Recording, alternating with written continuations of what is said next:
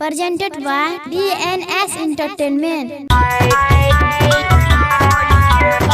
Recording by Nilamani Studio, Delhi.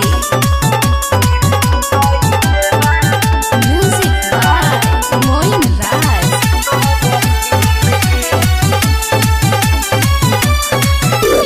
रात भर से दिया पकड़े छ तबाही। अच्छा रात भर से दिया पकड़े छ तबाही। अब चाहे छो प्यार किया गिन के तोरा बोले पड़ते की माजा मारे दे भो जब न दिन के पटाइले बतोर हम बहिन के धनिया है माजा मारे दे भो जब न दिन के दिल दई देबा तोर बहिन के बुझलो। शर्म नहीं लगे छो बोले में? हम बोलै छियै खाली दिल के बात खोलै छियै।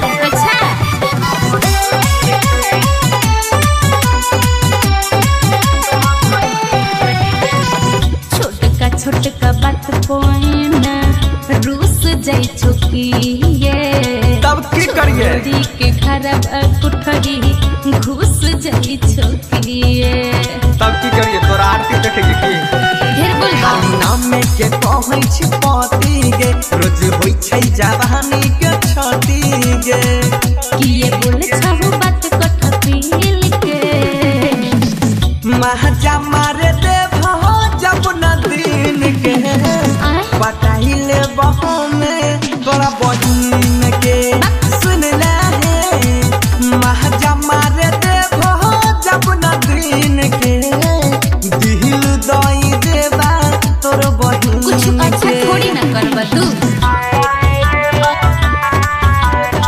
Recording by Nilambar studio Delhi.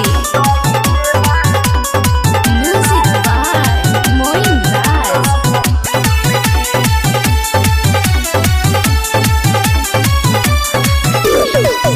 बंसी के देखी देखी करे छो डरामा हम हुए गो छोरी छियै बुझ नहीं जलाना।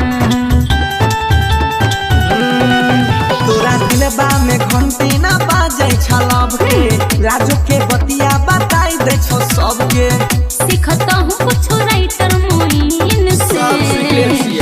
अच्छा माजा मारे दे भो जब न दिन के पटाइले बतोरा हई बहिन के तब की करबे माजा मार दे भो जब न दिन के आ दिल दई देबे तोरा बहिन के बने मान गेलो नहीं तो फेर पत्ता साफ रह।